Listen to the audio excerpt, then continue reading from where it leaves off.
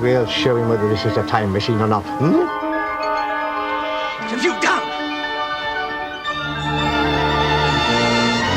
You took it away! You hear me? We're on Venus now. Nothing but mist and rain and grey grass and grey trees.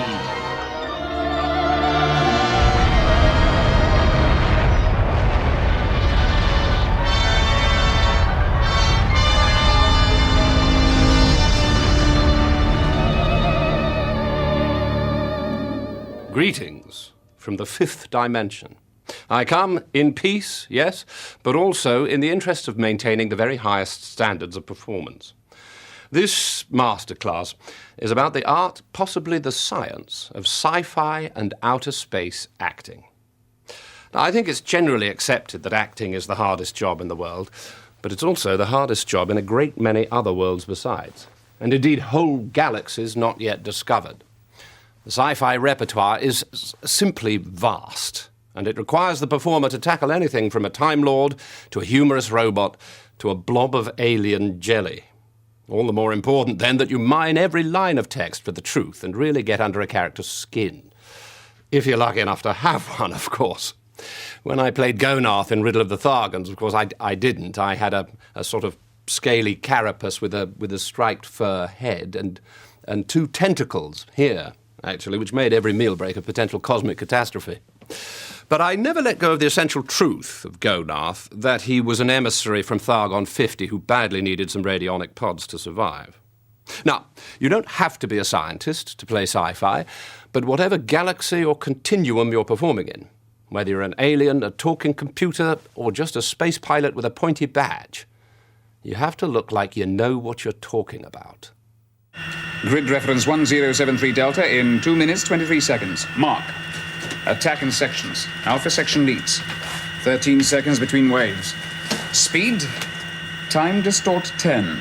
That could be the relative drift, commentator. No. Some sort of turbulence. Feedback from the zonal comparator. No. Another ship. Another ship? What do you mean, another ship? If it builds up at this frequency, it could draw us into spatial convergence. We must materialize immediately. I'm reversing the polarity of my ultrasonic screwdriver's power source, thereby converting it into an extremely powerful electromagnet. Oh. Beryllium serves to derange a number of enzyme-catalyzed reactions. Since the lungs have no way of excreting beryllium, diverse metabolic derangements causing serious illness and death can result from inhaling beryllium dust. You wouldn't have a grenade with a percussion detonator, would you? One that's immune to circuit influence. Exactly. It's a well-established psychological fact that the colors, red and green, have a deleterious effect on mental stability. Now, here on TROAS, we have a situation where the chromopsychic picture, and it's purely to use the technical term, is inescapable.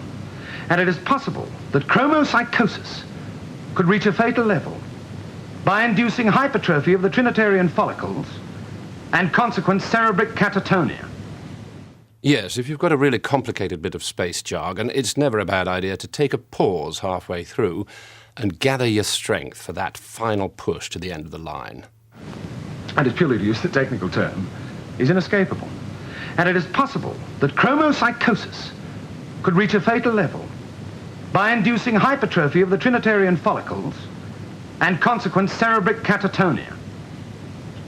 I've never heard of that. Timeless techniques, tried and tested by generations of actors. Effective, even if the script doesn't always stand up to the most rigorous scientific analysis. You see, before you reactivated it, I reversed the polarity of the neutron flow. You did what? And there'll always be nitpickers. I mean, I've had a young researcher helping me with this, who pointed out, bless her, that a neutron has no polarity and as such therefore cannot be reversed. Now, she's a dear girl who will no doubt rise very rapidly up the sisterly hierarchy of the BBC, but she's rather missed the obvious point, as people with smart degrees so often do, that if the actor believes in what he's saying, then so will the audience. The same applies to mastering the hardware. It's all about conviction. Is that a nuclear meter you're working with? That's right. Has a force field generator at the top so it can penetrate any rock. Here.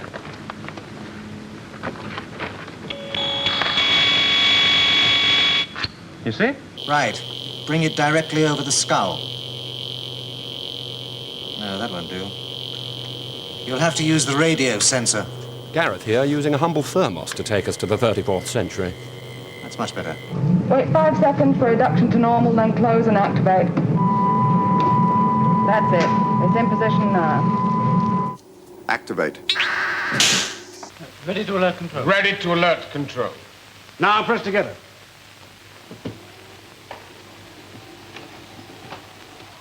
Yes. Those are the buttons that send off the rockets. And that light tells you that control has been alerted. The megawattage is still rising. I'll try fusing the control of the neutron flow. Now stand well back and cover your eyes. 490, Gonna fall short. Can't reach the 460. station. Look here. 2 seconds, 2 seconds. Speed, 230, 210. We'll never hold her, Blake. These two levers together. I can't shift this one. What? You've got to trip that first. I mean, one is an actor, for goodness sake, not Buzz Armstrong. If I'd wanted to be an astronaut, I'd have gone to space school instead of RADA. And actually, I find one learns all one needs to know about science from one's godchildren, so there's really no need to get into a lather over polarity and relative drift commutators, whatever they might be. From a performance perspective, you have to construct your sci-fi character as you would any other, starting from the basic principles laid down by Stanislavski. Where have I come from? What do I want? Where do you come from? What do you want? My God! Why? What are they? They are the ones who sent it. The ones I am supposed to be like. You can't move. No, really big brains cannot move. And they have no eyes. What are you? Well, if that's your only way of communicating, I can't see us having much of a conversation. Now, nothing happens in sci-fi unless somebody wants something. It might be anything from the mastery of an entire solar system right down to whatever it is that the scientist holds up with his tweezers in the first scene. It's sometimes an obscure mixture of both, and consequently a bit hard to follow, so it needs to be spelt out. You have to explain your ambition very loudly and very clearly. Brian, bless him. Brian's really at the top of his game here, because he's gone up an octave into an otherworldly voice to indicate he's barking mad and trying to take over the universe. That is what I want. That is what you will give me. I used it, of course, as Gonarth in Riddle of the Thargons, in the scene when I had to push the American boy up against the radionic comparator. Resistance is futile, Lieutenant Starflash. Your planet will be destroyed. And so on and so on. The high-pitched, otherworldly voice used by Brian and myself, and countless other cosmic maniacs, is not to be confused, of course, with the otherworldly voice you have to use when you've come over funny and been possessed by something sinister. Asmael is now my slave. It speaks to me. I want to help. I do. Green. Green.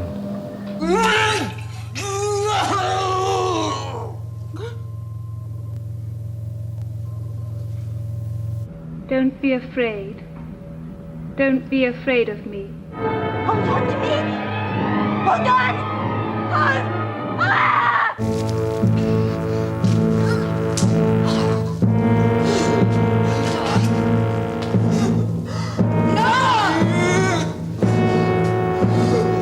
Green! Green! I want to see green! But there isn't any green anymore!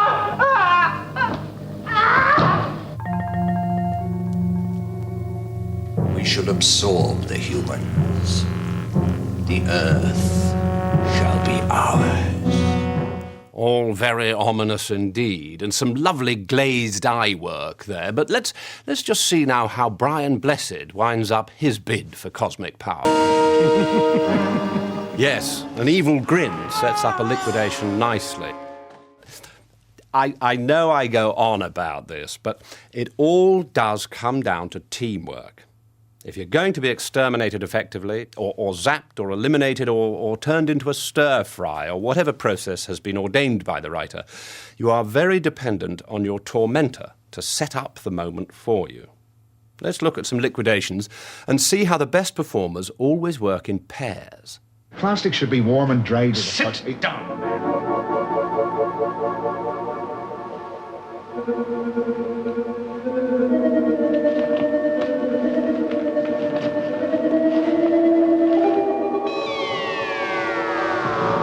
No, I will not tolerate his insults.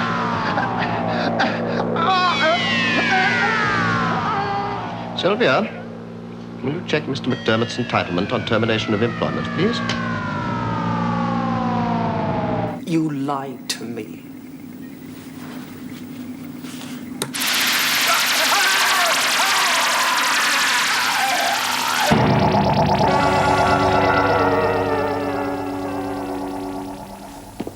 Oh! I have killed the one who created me!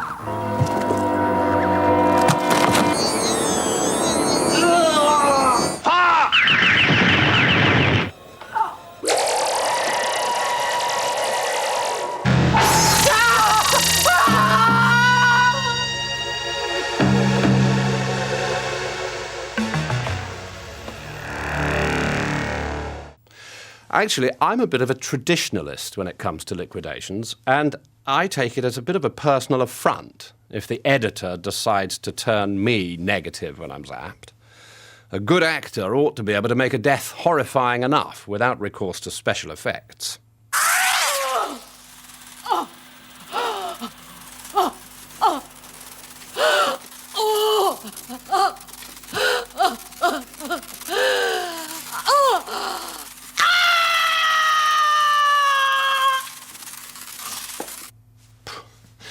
No need for tricksy editing there, my dear.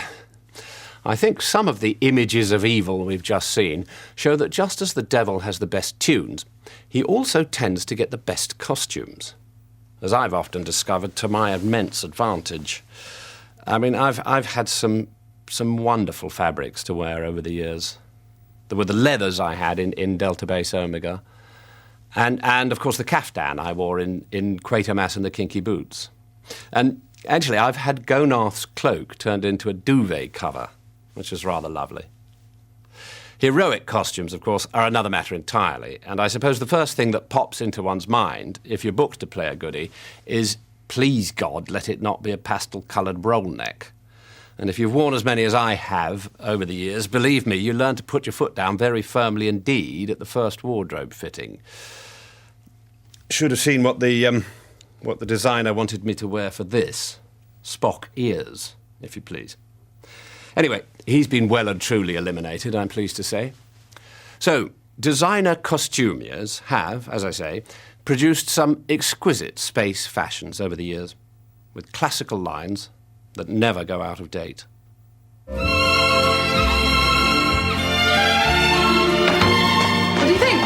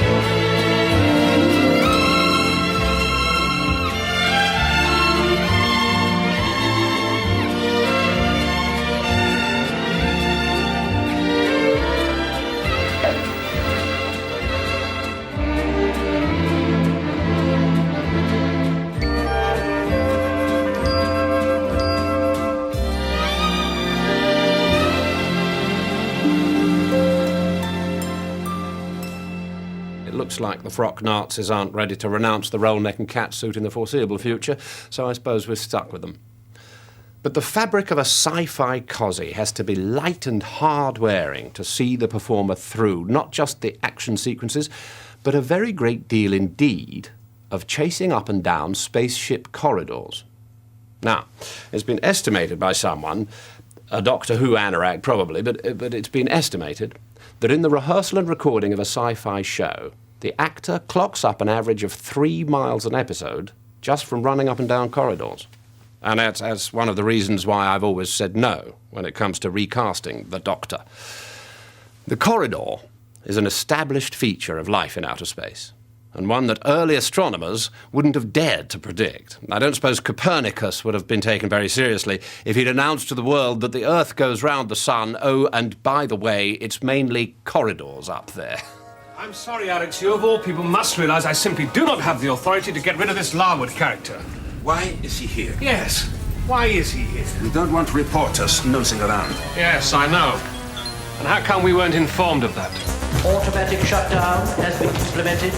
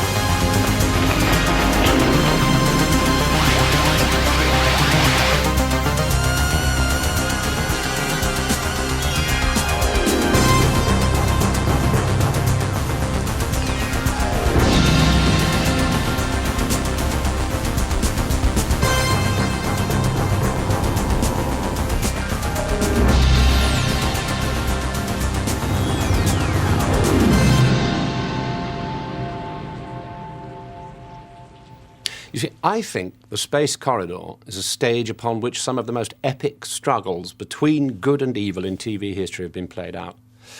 I mean, you need to be seriously fit for that kind of mileage, as you do for scenes set on the bridge of the spaceship. This is an old friend. It's here in the heat of space battle where the good guys really earn their corn, or joggle money, as my agent Miriam calls it. In the absence of an American-sized special effects budget, it's down to the actor and his body to create the white-knuckle excitement of an alien attack or a negative force field malfunction, or when something awful goes wrong with the engine rockets. Now, the camera can help you here to a point, as I'll show you. Marie-Cécile, if you could be so kind. And thank you. Now, I've no doubt that Marie-Cécile did a stupendously good camera jolt there, but as you can see, it's the performer's joggle that carries the hopes and fears of the production. And I make damn sure Miriam tells them that when she's doing the deal. I know the very place. Doctor, what's happening? Just hold on. I'm being crushed. It's the G-force.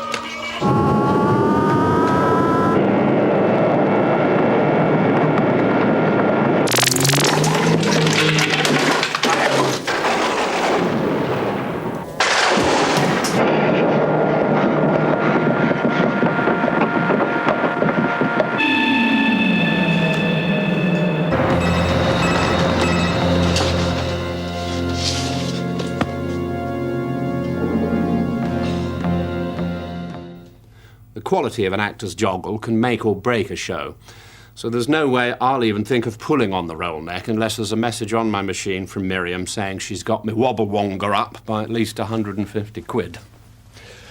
OK, let's try some anti-gravity work.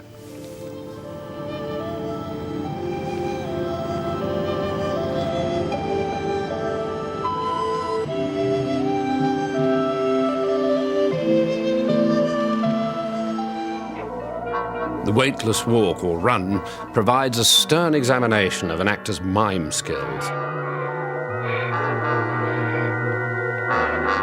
Expressing emotion from inside a spacesuit isn't easy.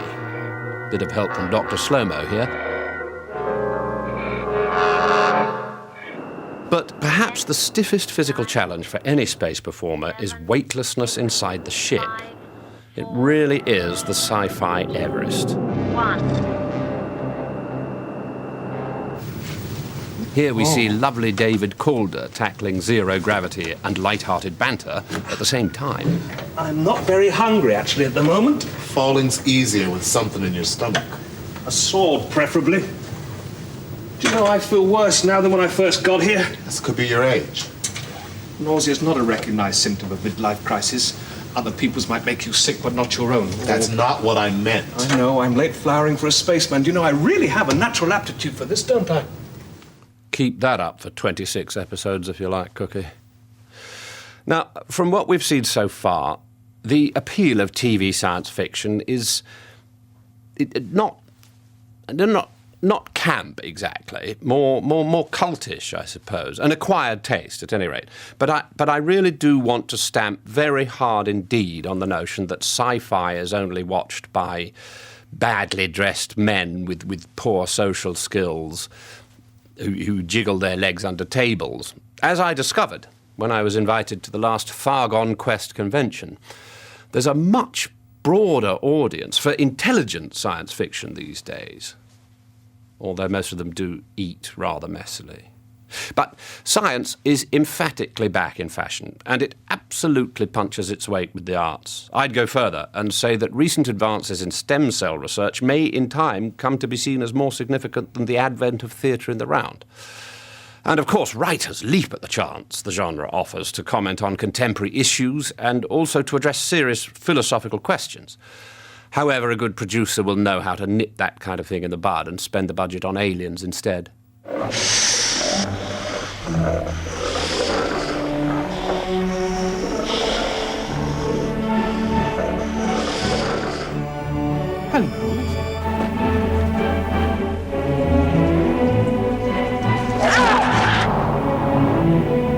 Social call.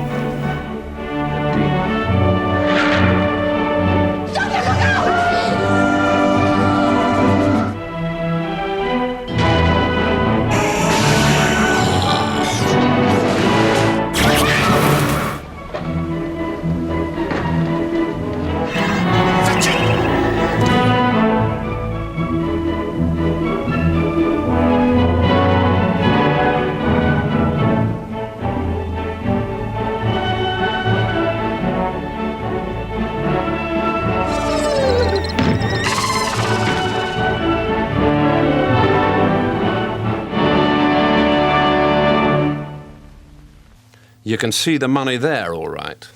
A few above-the-line costs in that little lot. Not that television executives worry over much about that, because if they do overspend, they can always claw a bit back on the budget by lending their family homes for the filming. Aliens, then, come in all shapes and sizes. The characteristics conceived sometimes by the writer, but more often by the producer. Lizardy, locusty, how many eyes, special superpowers, and so on. Easy enough to scribble down in a meeting, but a lot harder to be the one inside the skin for 8 hours a day. And as science fiction shows have got bigger, they have acquired many more, comfortable dressing rooms for actors? No. They've acquired armies of assistant producers and script editors. I mean, they sprout like an alien fungus. And of course, each and every one of them has their own ideas and preferences as to what an alien should look like. Naturally, it's created design problems. We are the Slitheen.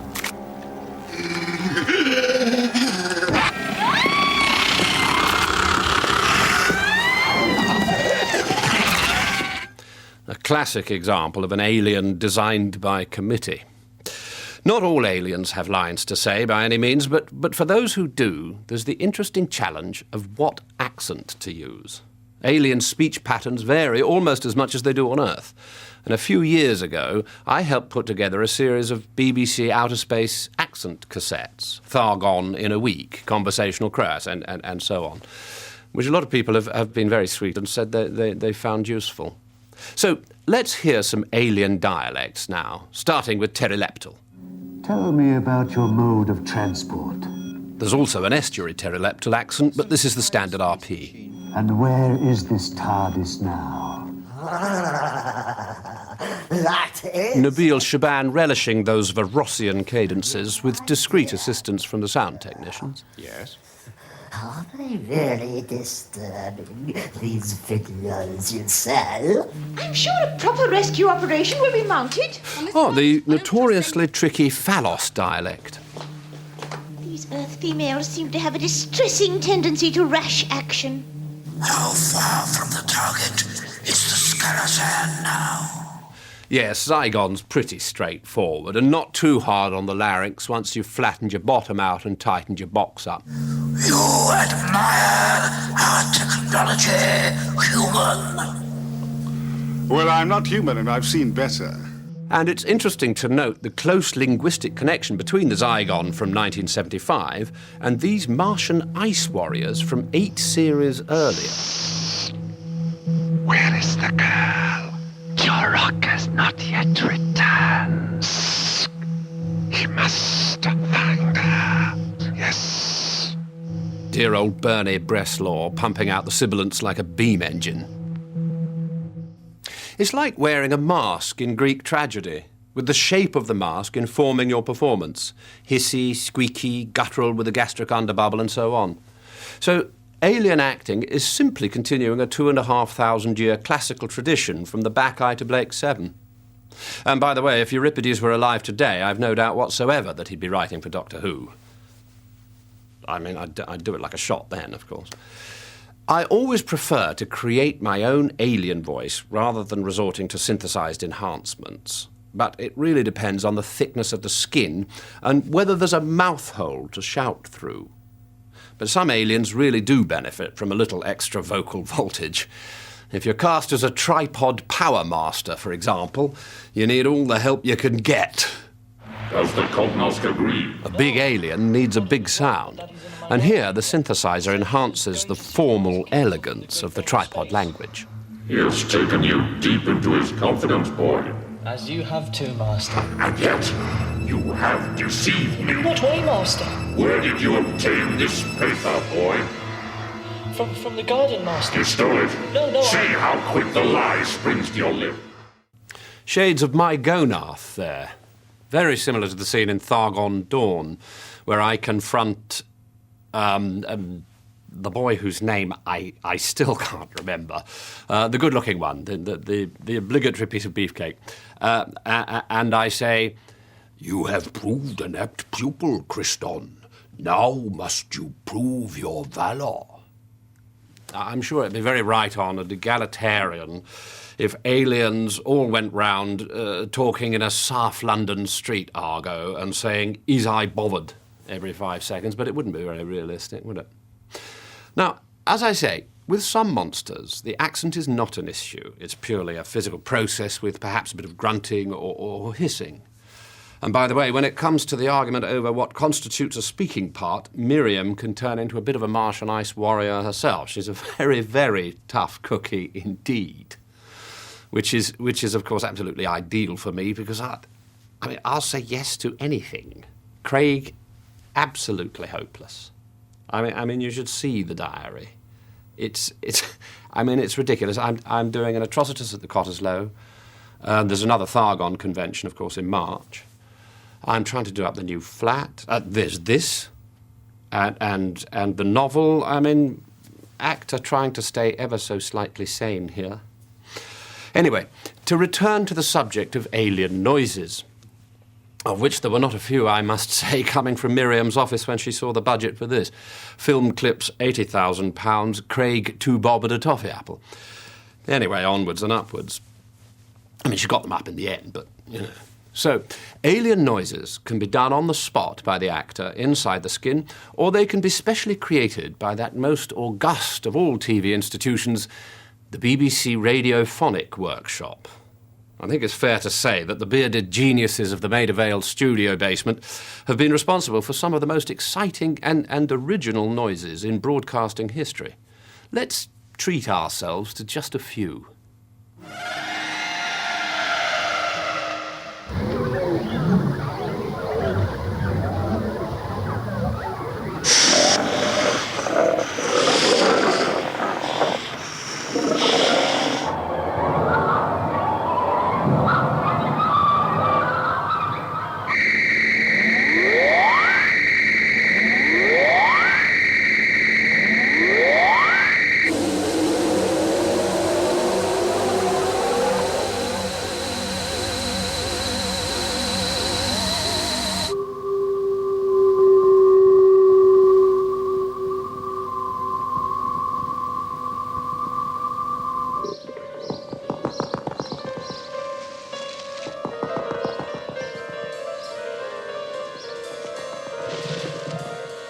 Interestingly, the noise that this triffid makes is identical to the sound of a Martian fishing boat.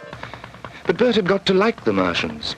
And anyway, it seemed then that that was all the future there could be. You know, much of our so-called knowledge of the universe is largely speculation. But in performance terms, we've covered quite a bit of ground. From space villains who shout, to heroes in roll necks, to aliens of the speaking, hissing and gurgling variety. But there is, of course, another important living species aboard a spaceship, and that's artificial intelligence. The talking computer and the humorous robot are as much a feature of the sci-fi landscape as laser guns and sliding doors. Artificial intelligence was defined by the great British mathematician Alan Turing, who I played, of course, in the musical Turing-a-Ding-Ding at the Shaftesbury in 1999. Artificial intelligence, said Turing, in the number that opened Act 2, as a matter of fact, must be capable of holding a convincingly human conversation for 15 minutes. There's quite a few people in this building, actually, who wouldn't pass the Turing test. And the marketing department of Turing-a-Ding-Ding. I don't know what planet they were on. But the talking computer is usually the most intelligent voice in a sci-fi story. It can be slightly unrewarding to play, of course, because often you're just there to tell the others what's gone wrong. But on the plus side, you bypass the whole roll neck issue, and you can virtually phone it in from Hampstead. Standard hypnotic procedure, audio pulse signals with visual support.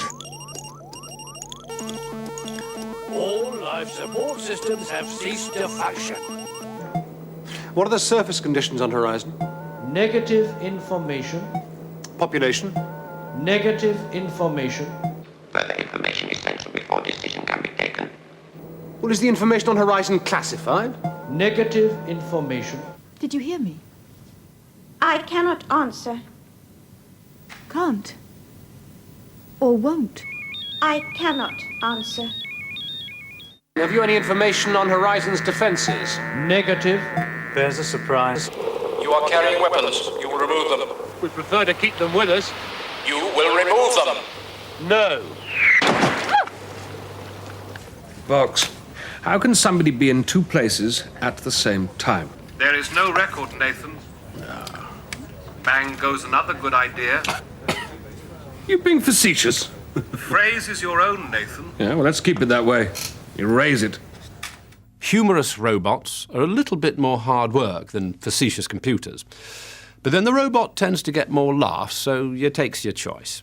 Now, all good sci-fi abides by the writer Isaac Asimov's laws of robotics, which were formulated, actually, in 1940, and which state, as you may remember from the big robot tap routine that closed the first half of Turing-a-Ding-Ding, a robot may not injure a human being. He's got to do what they want. Don't you go disagreeing.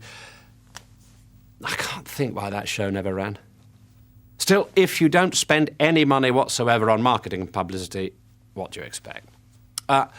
Now, there are two additional laws of robotics that have been formulated by television. A robot must have an appealing name, and a robot must move about in an amusing fashion. Follow them, K9. Master?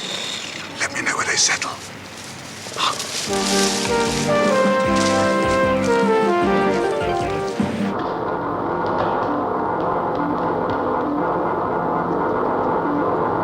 Forget it, Burkett. Drop that bar before you do any more damage. I am a third-generation robot myself. We get names like Gideon. There were plenty of us Gideons manufactured at the factory for bar work. I was the last one out. I will tell you a story. I am programmed to tell stories, you know. Well, I will tell you this story. There was this Englishman, there was this Scotsman, and there was this Irishman. You wish we a merry... No, recheck. We wish you a Merry Christmas. We wish you a Merry Christmas and a Happy New Year. Never underestimate the viewing public's willingness to fall in love with a robot. They're among the most popular TV characters of the last 50 years.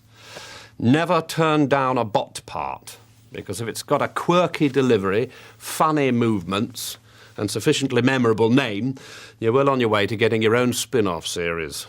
Don't believe me?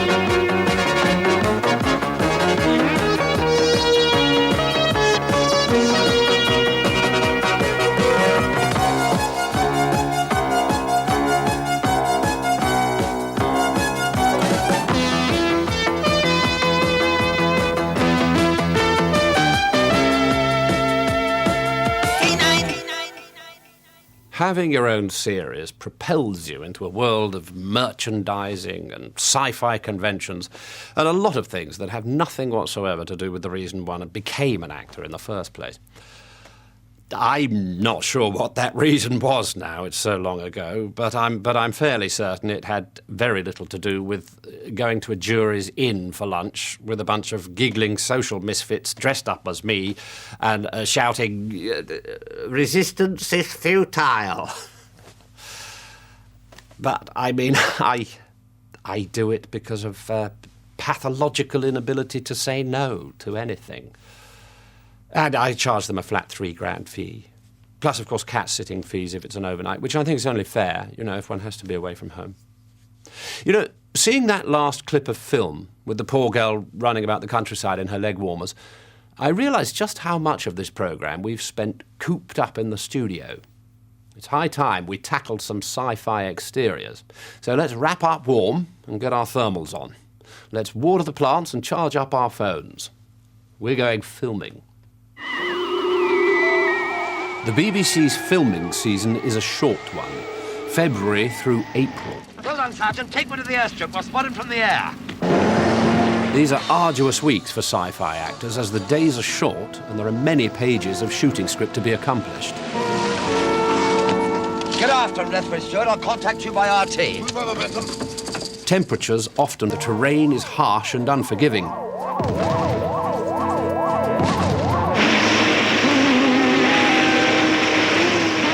A high-protein diet is essential to see an actor through calorie-burning sequences like these. Inevitably, some fail to make it to the wrap party.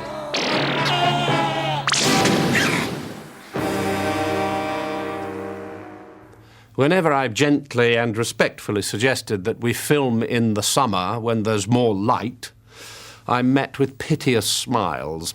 Filming is, of course, out of the question in July and August, because that's when TV executives migrate to their holiday homes in the warm south. And, of course, they can't do anything in September, because they're all in Edinburgh, drooling over the latest infant comedian. And October is entirely taken up with half-term activities. November's for flu and Christmas shopping in New York. December's office parties, and then nobody does anything at all until the end of the holidays, which is mid-January, by which time it's time to go skiing again. I do not exaggerate. And, you know, I'm sorry, but if you want to achieve anything in life, then you have to make sacrifices. I'm sorry, but that's the reality.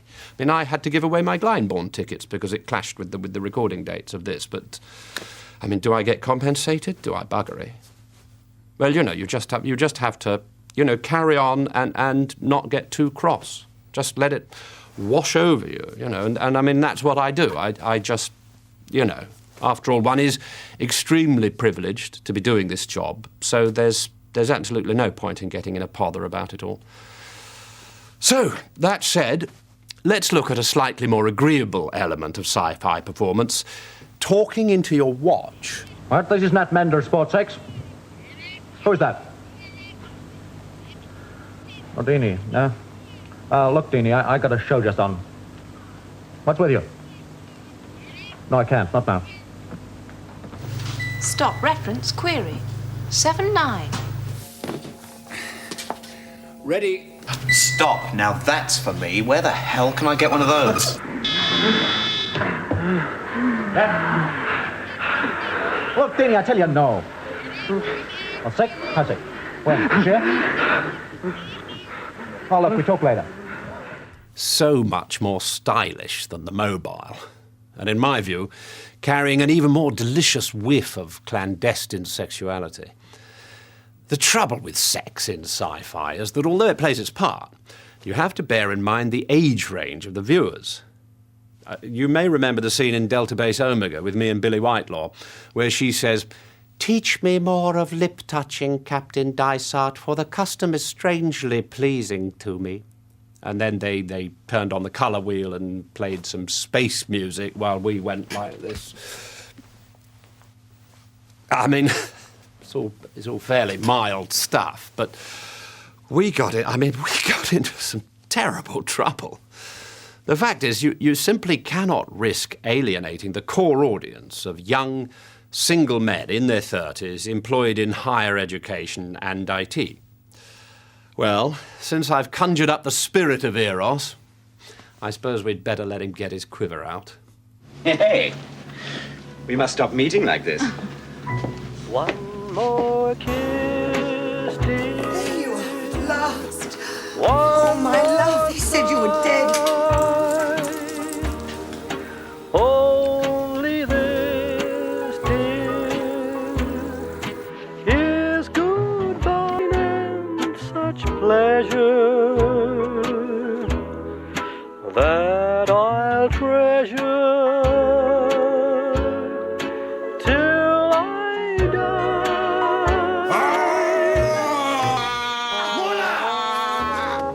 One more kiss, dear. Beautifully imperfect. One more sigh. Time to tease her. Oh, go away, Henry. Go! He's down! Get out! He's Just down. go now! Is goodbye. Leave me alone, I should call the guards. Until tomorrow. Goodbye. She's dead. There's nothing more reassuring than the body of a woman. If you want to show sex in a positive light, then for heaven's sake, go and do it on another kind of show. The best science fiction doesn't rely on sex or talking into your watch to create excitement or wearing a roll neck. But instead, it stalks the darker recesses of our unconscious minds, unchaining the gothic bestiary of our troubled dreams. Classic science fiction combines all the lavish spectacle and facial hair of costume drama with the raw excitement of Blake 7. Power, Kemp. The incredible power of invisibility. Terror. Terror? Yes, yes, yes. A reign of terror. Against whom? Weaklings. Enemies. The world. The simplest ideas can drive a sci-fi plot. Invisibility, time machine, elixir of youth. The trouble is that most of the good ideas were snapped up 100 years ago. So writers have had to be ever more inventive in contriving a plot device. Playwrights know it as the mainspring. Hitchcock called it the MacGuffin. It doesn't have a specific name in sci-fi, but it's very often held in tweezers. And here it is. Sometimes the mainspring doesn't immediately appear to be terribly promising, but in the hands of a skilled practitioner, it can be turned into an acting time bomb. It then draws power from the unit, is pulsed down the linking fiber to seek out the main computer, which it kills. And finally, it self-destructs with the message, the invisible worm that flies in the night. That's incredible. Small objects are as significant as the actor chooses to make them. What is it? Well, it's a sort of powder, but it's heavy. And I'd say colloidal. What went on here? What did it do to them? Jennifer here, working without tweezers, but doing some lovely stuff with a fountain pen, and showing that you don't have to go at it like a bull at a gate. Don't move. Stay exactly where you are. And whatever you do, don't touch anything. What's that? I don't know yet. He's hanging on to it like grim death. A country accent can nicely tee up a tiny important thing. Well, it looks like a bit of bone. Yes, it's a phalanx. So I think writers owe a tremendous debt to actors for realizing their ideas and creating an atmosphere in which fantastical things can happen. Plague powder or a killer fountain pen. A big red spider that wants a carrot. The writer can himself be tremendously useful also in the early stages of production. Although emphatically not during filming, when he's wandering around with his carrier bag, giving everyone notes and generally getting in everyone's way, with bits of food stuck in his beard. And also tiresome demands to be paid for every single syllable that he types. I mean, believe it or not, I offered one of them the chance to write my Gonarth speech, for the convention this was, and he asked me what address he should send the invoice to. Which is silly. I mean, if he'd done a good job, he could have been scripting the next Thargon movie. I gave him a signed photo, because you do have to keep them on side, but... So, mercenary, clumsy, and physically unprepossessing as they are, writers do occasionally justify their existence by coming up with original ideas that nobody else could possibly have thought of. A terrifying attack of killer green stuff, for example.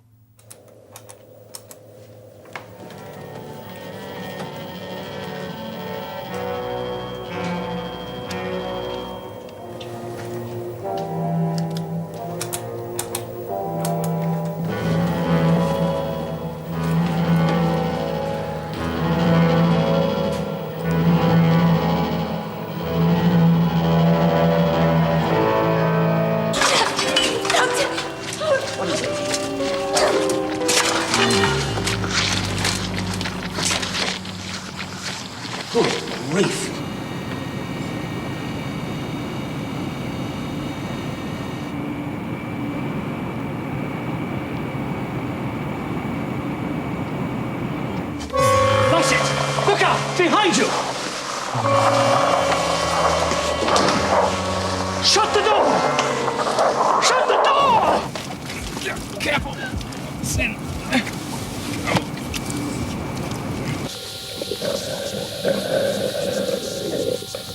What are they? Unfriendly, which is fortunate, really. They'd be difficult to love. Come on. And here the writer of Doomwatch created an even more disturbing scenario of a world attacked by a terrifying form of intelligent super rat. They've propped open the gates with spoons and forks. And taken the bait. Good Lord. Which means that we have got a reasoning carnivorous animal. Rattus sapiens. Colin! Oh!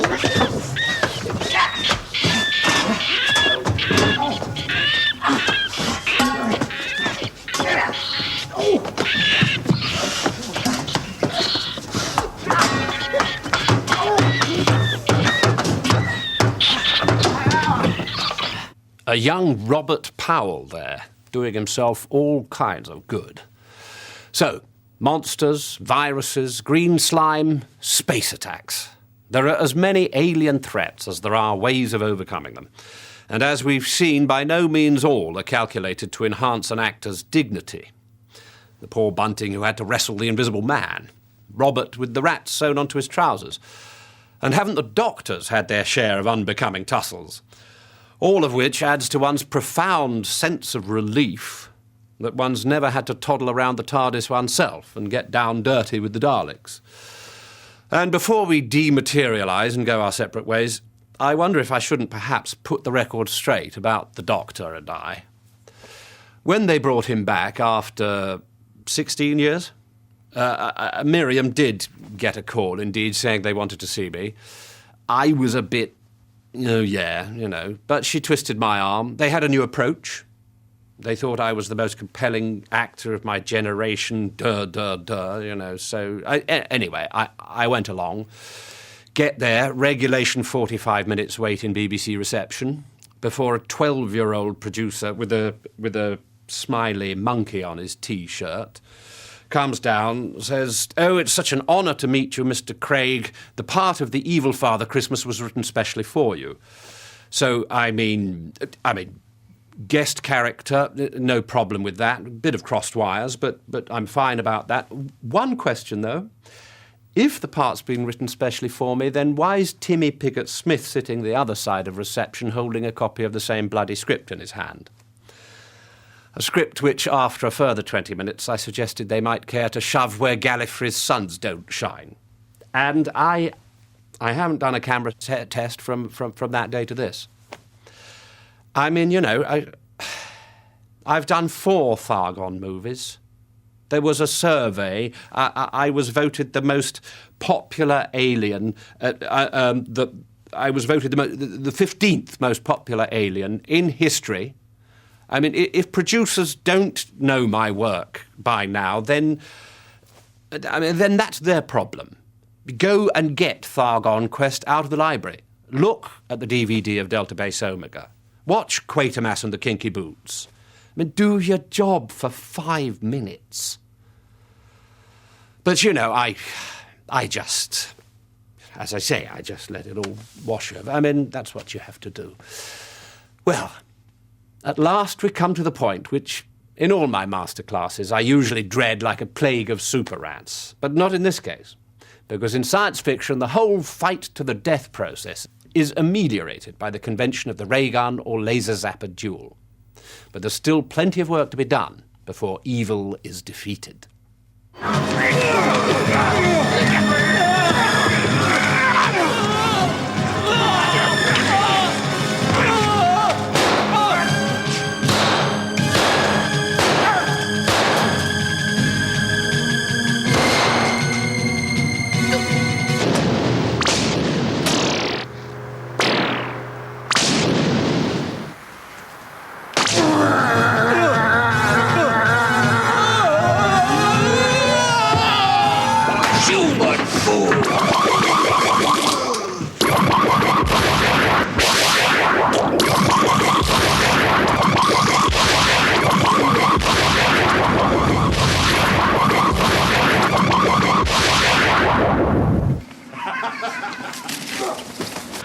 Tell him to shut up. I'm telling you, sport. Now move on, okay?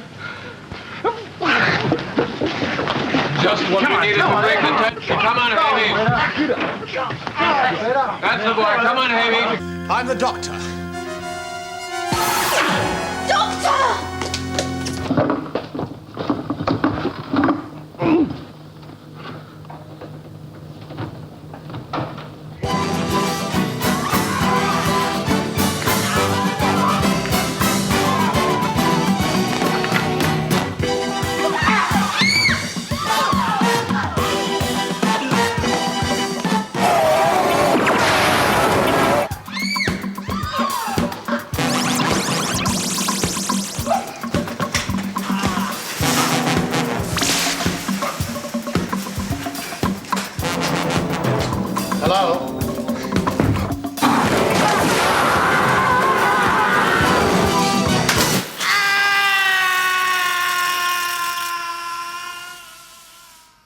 And if civilization isn't safe after that, it never will be. Well, it's been a sheer delight to conduct this workshop and to see so many old mates working their drawers off. especially the doctors, who really are the sturdy pack animals of British sci-fi. Not for me, as I say. And of course, not doing the Doctor has meant I've been able to concentrate on the kind of work I should be doing. Like this, my atrocitus at the Cottesloe, my Gonath, although that looks as if it might have gone away after the business with the duvet cover. But to be honest, I would have had to have walked, even if they had retained my character as a speaking role. The thing is, I actually feel like I've got my life back. And there's no reason why I can't keep doing the Thargon conventions. So, all sorts of exciting things for the future. The future both for oneself and, more importantly, the future of the human race. We stand, Janus-like, on the threshold of time past and time to be. For who is to say there are no other worlds out there, or if truly we spin alone in the continuum, insignificant as a speck of cosmic dust. Surely know the dangers that we face. Everyone on board has got an equal place in my eyes. There are no exceptions, no favorites, no pull. No one gets an easy ride, is swathed in cotton wool on this craft. On this craft. Listen, Mr. Hone, if we're to be friends, you better know where my cooperation